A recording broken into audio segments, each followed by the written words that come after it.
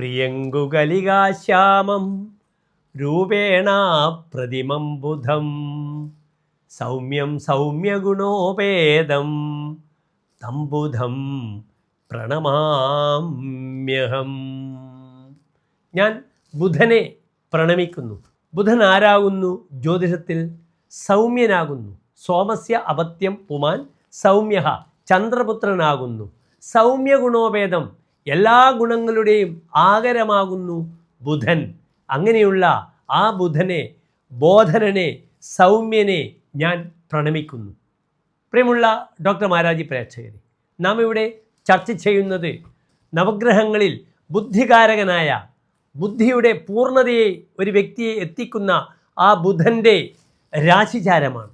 ബുധൻ 1200 കന്നിമാസം 7-ാം തീയതി, അതായത് 2024 സെപ്റ്റംബർ 23-ാം തീയതി തിങ്കളാഴ്ച രോഹിണി നക്ഷത്രത്തിൽ കാലത്ത് 11 മണിക്ക് തൻ്റെ ഉച്ച രാശിയായ കന്നിയിലേക്ക് പ്രവേശിക്കുകയാണ്. ഈ കന്നിരാശിയിലുള്ള ബുധൻ്റെ പ്രയാണം ഏതെല്ലാം രീതിയിൽ മേടം മുതൽ 12 രാശിക്കാർക്കും അനുഭവ വേദ്യമാകുന്നു, ശുഭാശുഭ ഫലങ്ങൾ എപ്രകാരമാണെന്നാണ് നാം ഇവിടെ വിലയിരുത്തുന്നത്. വിദ്യയെ ചിന്തിക്കേണ്ടുന്ന ഗ്രഹമാകുന്നു ബുധൻ. വചനം ജ്ഞാനം ഇന്തോഹോ തനൂജഹ. ഇന്തോഹോ തനൂജഹ, ചന്ദ്രൻ്റെ പുത്രനെ കൊണ്ട് വചനം, വാക്ക്, ജ്ഞാനം, അറിവ്, അതുമായി ബന്ധപ്പെടുന്ന എല്ലാ മേഖലകളിലും ബുധൻ്റെ കർമ്മ മേഖലകളെയാണ് നാം സ്പർശിക്കുന്നത്. അത് പ്രിൻറ്റിംഗ് ടെക്നോളജി ആയാലും, ബുധനാകുന്നു technology. It is a technical planet. അത് ഓരോ ഗ്രഹങ്ങളോടുകൂടെ ചേരുമ്പോഴും അതിൻ്റേതായ സ്വഭാവ വിശേഷങ്ങൾ പ്രകടിപ്പിക്കുന്നു. ബുധനും ചൊവ്വയും കൂടി ഒരു രാശിയിൽ ദിഗ്രഹ യോഗത്തിൽ വരികയാണെങ്കിൽ എല്ലാ ടെക്നിക്കൽ സംബന്ധമായ വിഷയങ്ങളിലും ഇന്ന് ശാസ്ത്രത്തിൽ ഏറ്റവും അധികം ചർച്ച ചെയ്യപ്പെടുന്ന AI, ആർട്ടിഫിഷ്യൽ ഇൻ്റലിജൻസ്, ഇതൊക്കെ ചിന്തിക്കുമ്പോഴും അവിടെ ബുധൻ്റെയും ചൊവ്വയുടെയും ഒരു അപൂർവമായ കോമ്പിനേഷൻ നമുക്ക് കാണാം. ഇതേ ബുധൻ തന്നെ വ്യാഴത്തോടു കൂടി യോഗം ചെയ്യുമ്പോഴോ അത് സംഗീതജ്ഞനും നൃത്തപ്രവീണനും ഈ മേഖലകളിൽ തൗരിത്രികം, സംഗീതം, സംഗീത ഉപകരണങ്ങൾ, ഗാനം, നൃത്തം, ഇതുമായി ബന്ധപ്പെടുന്ന മേഖലകളിലെല്ലാം തന്നെ പ്രാവീണ്യം പ്രകടിപ്പിക്കുന്നു. ശുക്രനോടുകൂടെ വരികയാണെങ്കിൽ വലിയ വാഗ്മിയായിത്തീരുന്നു. വാഗ്മീഭൂഗണപ, ലീഡർഷിപ്പ് പ്രകടിപ്പിക്കുന്നു, വലിയ വാഗ്മിയായി മാറുന്നു. ഏറ്റവും നല്ല പ്രചാരകന്മാർ, മതപ്രഭാഷകർ, അതേ രീതിയിൽ വലിയ വക്കീലുമായി ബന്ധപ്പെടുന്ന, കോടതിയുമായിട്ട് ബന്ധപ്പെടുന്ന വ്യവഹാര വിഷയങ്ങൾ, അറിവിൻ്റെ പൂർണ്ണത, ഏറ്റവും വലിയ സയൻറ്റിസ്റ്റുകൾ, ഇതൊക്കെ തന്നെ ഈ ദിഗ്രഹ യോഗത്തിൻ്റെ കോൺട്രിബ്യൂഷൻസ് ആകുന്നു. സൂര്യനുമായി ബുധൻ യോഗം ചെയ്താൽ അത് നിപുണ യോഗമാകുന്നു. ബുധേന നിപുണം ധീകീർത്തി സൗഖ്യാനിതം. ഇപ്രകാരം ജ്യോതിഷത്തിൽ ബുധൻ വിദ്യയുമായി ബന്ധപ്പെടുന്ന എല്ലാ മേഖലകളുടെയും സദ്ബുദ്ധികളുടെയും ദുർബുദ്ധിയുടെയും കാരകനാകുന്നു ബുധൻ. ഒരു വ്യക്തിക്ക് നല്ലൊരു ജ്യോതിഷിയാകണമെങ്കിൽ ആ ബുധൻ നല്ല സ്ഥാനത്തുണ്ടാകണം. അത് ലഗ്നത്തിലായാലും കർമ്മഭാവത്തിലായാലും 5-ാം ഭാവത്തിലായാലും അദ്ദേഹത്തിന് 6th സെൻസ്, 6-ാം ഇന്ദ്രിയം, തൻ്റെ ഓറ തുറക്കപ്പെടുന്നു. അതിലൂടെ അദ്ദേഹത്തിന് വലിയൊരു ജ്യോതിഷിയാകാൻ കഴിയുന്നു. നമുക്ക് മേടം മുതൽ 12 രാശിക്കാരുടെയും ഈ ബുധൻ്റെ ചാരവശാലുള്ള മാറ്റം എപ്രകാരമായിരിക്കുമെന്ന് ചിന്തിക്കാം. കേവലം 17 ദിവസങ്ങൾ മാത്രമാണ് ബുധൻ സ്വന്തം ക്ഷേത്രത്തിൽ സ്ഥിതി ചെയ്യുന്നത്. കന്നി 24-ാം തീയതി, അതായത് 2024 ഒക്ടോബർ 10-ാം തീയതി ബുധൻ തുലാൻ രാശിയിലേക്ക് പ്രവേശിക്കുകയാണ്. അവിടെ തുലാൻ രാശിയും ബുധന് ശുക്രൻ മിത്രക്ഷേത്രമാകുന്നു. അതിനാൽ തുലാൻ രാശിയിലും പ്രായണ ബുധൻ്റെ രാശിചാരം വളരെ അനുകൂലമായിരിക്കും. അടുത്തതായി നാം ചർച്ച ചെയ്യുന്നു മകരം രാശിക്കാരുടെ ഈ ബുധൻ്റെ 17 ദിവസക്കാലത്തെ കന്നി രാശിയിലേക്കുള്ള പ്രവേശനവും അതിൻ്റെ ശുഭാശുഭ ഫലങ്ങളുമാണ്.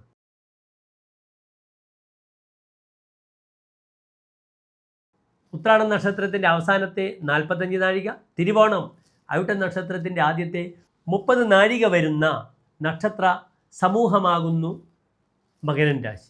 ഇന്ന് മകരം രാശിക്കാർക്ക് ബുധൻ 9-ാം ഭാവത്തിൽ നിൽക്കുന്നു. അതൊരു നല്ല യോഗമാണ്. ഉച്ചസ്ഥനായി നിൽക്കുന്ന ബുധനാണ്. ബുധൻ 2 ഭാവങ്ങളുടെ ആധിപത്യമുള്ള ഗ്രഹമാകുന്നു. അത് 6-ാം ഭാവാധിപനും 9-ാം ഭാവാധിപനുമാകുന്നു. 6-ാം ഭാവം എന്നാൽ തസ്കരന്മാർ, ശത്രുക്കൾ, ശാരീരികമായ അവശതകൾ, ശരീരത്തിനുണ്ടാവുന്ന മുറിവുകൾ, ഇതൊക്കെ ചിന്തിക്കേണ്ടുന്ന ഭാവമാകുന്നു. ആ ഗ്രഹം 9-ാം ഭാവത്തിൽ ബലവാനായി നിൽക്കുന്നു. ഒരു ശുഭഗ്രഹം ബലവാനായി നിൽക്കുമ്പോൾ ആ ഭാവത്തിന് ഹാനി വരുത്താതെ സംരക്ഷിക്കുന്നു.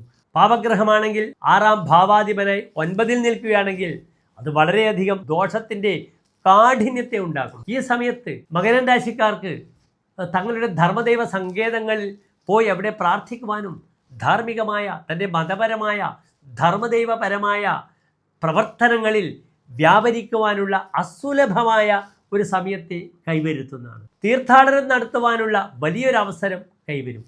ബുധേ ധർമ്മകേ ധർമ്മശീല, താൻ ധാർമ്മികമായ മതപരമായ ശീലത്തോടു കൂടി ഇരിക്കുമെന്നാണ് പറഞ്ഞിരിക്കുന്നത്.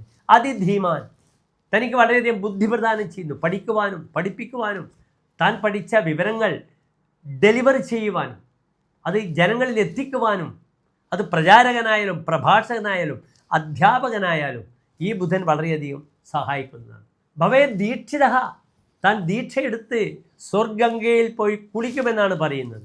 അതിനാൽ കാശി മുതലായ ക്ഷേത്രങ്ങളിൽ പോയി അല്ലെങ്കിൽ തിരുനെല്ലി മുതലായ ക്ഷേത്രങ്ങളിൽ സന്ദർശിച്ച് പിതൃതർപ്പണങ്ങളൊക്കെ ചെയ്ത് അവരുടെ അനുഗ്രഹം വാങ്ങിക്കുവാൻ ഈ 17 ദിവസക്കാലം വളരെ ഉത്തമമാകുന്നു.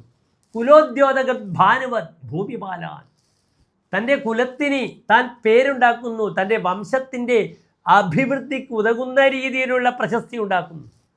ദുഷ്കീർത്തിയല്ല, സൽകീർത്തി ലഭിക്കുന്നു 9-ാം ഭാവത്തിലെ ബുധന്. ഭൂമിപാലാൽ പ്രതാപാധിക, രാജാവിനേക്കാളും പ്രശസ്തി ഉണ്ടാകുന്നു. അതിനാൽ ഇവിടെ വിദ്വാൻ എന്ന വ്യക്തിക്ക് തൻ്റെ പ്രശസ്തി അങ്ങേയറ്റം എത്തിക്കുവാനുള്ള സമയമാണ്. സ്വദേശേ പൂജ്യതേ രാജ, വിദ്വാൻ സർവത്ര പൂജ്യതേ. രാജാവിൻ്റെ പ്രശസ്തി സ്വന്തം ദേശത്ത് മാത്രമാണ്. അല്ലെങ്കിൽ ഒരു മന്ത്രിയുടെ MLA പ്രശസ്തി തൻ്റെ മണ്ഡലങ്ങളിലാണ്, തൻ്റെ സംസ്ഥാനത്തിലാണ്. പക്ഷേ വിദ്വാൻ്റെ പ്രശസ്തി സർവത്ര പൂജ്യതേ, അദ്ദേഹം ലോകം മുഴുവൻ അംഗീകരിക്കപ്പെടുന്നു. അതിൻ്റെ ഏറ്റവും വലിയ ഉദാഹരണമാണ് നമ്മുടെ അബ്ദുൽ കലാം സാറൊക്കെ.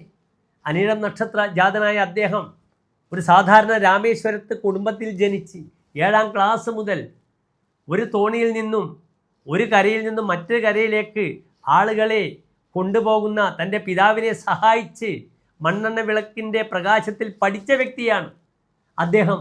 ലോകം മുഴുവൻ അറിയുന്ന ഒരു ശാസ്ത്രജ്ഞനായി ഇന്ത്യയുടെ പ്രസിഡൻ്റായി മാറി. തൻ്റെ കീർത്തി എന്നും വിദ്യാർത്ഥികൾക്കും മുതിർന്നവർക്കും ഒക്കെ തന്നെ പ്രചോദനമായിരുന്നു അദ്ദേഹത്തിൻ്റെ ജീവിതം. അതിനാൽ 9-ൽ ബുധൻ വരുമ്പോൾ രാജാവിനെക്കാളും തൻ്റെ കഴിവിലൂടെ തനിക്ക് പ്രശസ്തി നേടാൻ കഴിയുന്നു. ബാധകോ ദുർമുഖാനം, ദുർമുഖന്മാരെ ഉപദേശിച്ച് നല്ല രീതിയിലേക്ക് നയിക്കുവാനുള്ള കഴിവും ഈ ബുധൻ പ്രദാനം ചെയ്യുന്നു. അതിനാൽ മധ്യസ്ഥത വഹിക്കുവാൻ ബുധൻ്റെ ധർമ്മം തന്നെ ബൗദ്ധ്യം ദൗത്യമെന്നാണ് പറഞ്ഞിരിക്കുന്നത്. ദൂതനാവുക പല കാര്യങ്ങളിലും. ലോകം കണ്ട ഏറ്റവും മികച്ച ദൂതനായിരുന്നു ശ്രീകൃഷ്ണൻ. അദ്ദേഹം പോലും മഹാഭാരത യുദ്ധത്തിന് മുൻപേ വളരെയധികം തൻ്റെ ദൗത്യം നിർവഹിച്ചു, പക്ഷെ പരാജയപ്പെട്ടു പോയി. അവിടെ അധർമ്മത്തിനായിരുന്നു തൽക്കാലം മുൻതൂക്കം. പക്ഷേ അവസാനം ധർമ്മോ ജയതി നാധർമ്മ, ധർമ്മം മാത്രമേ ജയിക്കുകയുള്ളൂ, അധർമ്മം ജയിക്കുകയില്ല എന്ന് ഭഗവാൻ തെളിയിച്ചു കൊടുത്തു. ഏതായാലും മകരം രാശിക്കാർക്ക് ശോഭനമായ 17 ദിനങ്ങൾ ഞാൻ ആശംസിക്കുന്നു. അടുത്തതായി കുംഭൻ രാശി.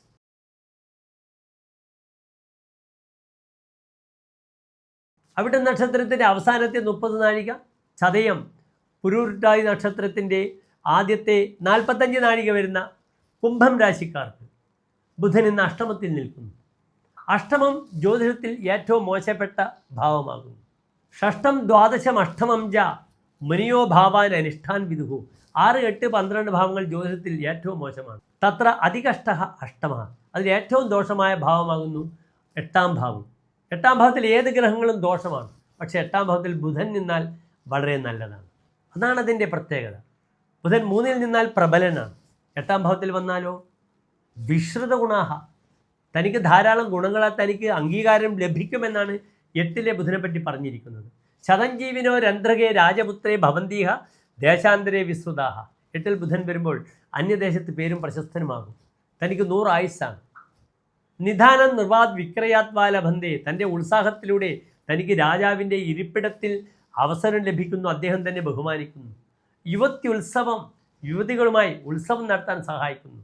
ക്രീഡനം പ്രീതിമന്ദഃ, യുവതികളുമായി രമിക്കുന്നു, ക്രീഡയിലേർപ്പെടുന്നു. അതിനാൽ ധാരാളം സ്ത്രീ സംബന്ധമായ സൗഭാഗ്യങ്ങൾ ബുധൻ പ്രദാനം ചെയ്യുന്നു. അവിടെ നമ്മൾ ശ്രദ്ധിക്കണം. ഭോഗേ രോഗഭയം എന്നാണ് ഭർതൃഹരി പറഞ്ഞിരിക്കുന്നത്. ഭോഗം കൂടുന്തോറും രോഗത്തെ ഭയക്കണം. ഇന്ന് സമൂഹത്തിൽ പല രീതിയിലുള്ള രോഗങ്ങളുടെ സമൂഹമാണ്. കാരണം ബുധൻ അഷ്ടമത്തിൽ നിൽക്കുമ്പോൾ അവിടെ സൂര്യനുമുണ്ട് കൂടെ. എടുത്തു ചാടി പരിചയമില്ലാത്ത ചില സൗഹൃദങ്ങൾ, ചില സ്ത്രീകൾ അവരോടൊക്കെ യാതൊരു പരിചയമില്ലാത്ത ആളുകളുമായി രമിക്കുമ്പോൾ പലപ്പോഴും നമുക്ക് ശാരീരികമായി പല രീതിയിലുള്ള രോഗങ്ങളുടെയും പ്രയാസങ്ങൾ അനുഭവിക്കും കുംഭൻ രാശിക്കാർ. അതിനെ വളരെയധികം ശ്രദ്ധിക്കുക. അപരിചിതരുമായുള്ള സൗഹാർദ്ദങ്ങൾ, പ്രത്യേകിച്ച് സ്ത്രീകളുമായുള്ള സൗഹാർദ്ദങ്ങളിലൂടെ പേരുദോഷം വരും, അപഖ്യാതികൾ വരും. നിഗൂഢമായി കാര്യങ്ങൾ ചെയ്യുന്നു കുംഭൻ രാശിക്കാർ. വളരെ സ്വകാര്യമായാണ് എല്ലാം ചെയ്യുക. പലപ്പോഴും കുംഭൻ രാശിക്കാർക്ക് അവരുടെ ഉള്ളിൽ മറ്റൊരു വ്യക്തി ഉണ്ടാകാം. പക്ഷേ ഇങ്ങനെയുള്ള ഘട്ടത്തിലൊക്കെ സുരക്ഷിതമായ മാർഗത്തിലൂടെ മാത്രം തൻ്റെ ശാരീരികമായ ആവശ്യങ്ങൾ നിർവഹിക്കാൻ ശ്രമിക്കണം. ഇല്ലെങ്കിൽ താൻ പെട്ടുപോകും. രേഖാപരമായ ചതി വരുന്ന സമയമാണ്. അതിനാൽ രേഖയുമായി ബന്ധപ്പെട്ട ക്ലേശങ്ങളുണ്ടായി പലപ്പോഴും പോലീസ് സ്റ്റേഷനുകളിൽ, വ്യവഹാരശാലകളിൽ, കോടതികളിലൊക്കെ പോകേണ്ടുന്ന അവസ്ഥ കൈവരുന്നതാണ്. ദയവ് ചെയ്ത് മധ്യസ്ഥത്തിന് ഈ 17 ദിവസം അവസരം ഉണ്ടാക്കരുത്. മധ്യസ്ഥം നമുക്ക് ഒക്ടോബർ 10 ശേഷം മതി. കുംഭൻ രാശിക്കാർക്ക് ബുധൻ 9 വരുന്നു അതിശക്തമായിട്ട്. അതിനാൽ പേരും പ്രശസ്തിയും വരാം, ജോലി മാറാം.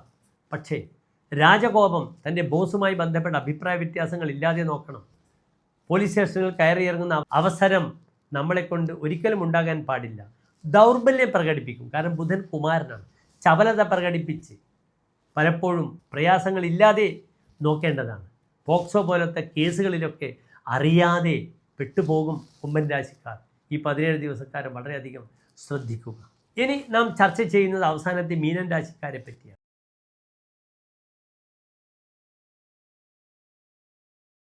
പുരൂരുട്ടാതി നക്ഷത്രത്തിൻ്റെ അവസാനത്തെ 15 നാഴിക ഉത്രട്ടാതി, രേവതി നക്ഷത്രങ്ങൾ അടങ്ങുന്ന 2.25 നക്ഷത്ര സമൂഹമാവുന്നു. മീനൻ രാശിക്കാർക്ക് വളരെ നന്നായി ഒരു വിവാഹ തീരുമാനങ്ങൾ ഉണ്ടാകാം, യാത്രയുണ്ടാകാം, ഗൃഹനിർമ്മാണത്തിൻ്റെ അവസരം കൈവരും, പെട്ടെന്നൊരു ഭൂമി ലഭിക്കും. എന്നോട് പല മീനൻ രാശിക്കാരും ചർച്ച ചെയ്യാറുണ്ട്, സാറേ ഭൂമി ലഭിക്കുന്നില്ല, കാശ് കൈവശം ഉണ്ടായിട്ടും ഭൂമി ലഭിക്കാത്തൊരവസ്ഥ. അതിനൊരു പരിഹാരമാകുന്ന ഈ ഒരു 17 ദിവസക്കാലം ഭൂമി ലഭിക്കാം. പൂർവ്വമായ സ്വത്തിൻ്റെ കാര്യത്തിൽ തീരുമാനങ്ങൾ ഉണ്ടാകാം, ഭാര്യാസുഖം ലഭിക്കാം. പലപ്പോഴും ദൂരയാത്ര കഴിഞ്ഞ് തിരിച്ച് വീട്ടിലേക്ക് വരുന്ന സമയമാണ്. വിദേശത്തു നിന്നും വരുന്ന വ്യക്തികൾക്ക് വളരെ അനുകൂലമായ സമയമാണ് ഈ ഒരു 17 ദിവസക്കാലം. ഭാര്യാസുഖം, മക്കളുമായി ബന്ധപ്പെടുന്ന സമ്മേളനങ്ങൾ, അതിലൂടെ മാനസികമായ സുഖം, സ്വസ്ഥമായി ദൂരയാത്ര ചെയ്യാം, ഫാമിലിയായി ട്രിപ്പുകൾ സംഘടിപ്പിക്കാം. അനുരാഗ ലോലങ്ങളായ ദിവസങ്ങളാകട്ടെ ഈ 17 ദിവസക്കാലം. ഭൂമി കൈവശം വരികയാണെങ്കിൽ വളരെ അനുകൂലമായി പ്രതികരിക്കുക. ബ്രോക്കർമാർക്ക് പെട്ടെന്ന് കാശുണ്ടാക്കാൻ പറ്റുന്ന സമയമാകുന്നു.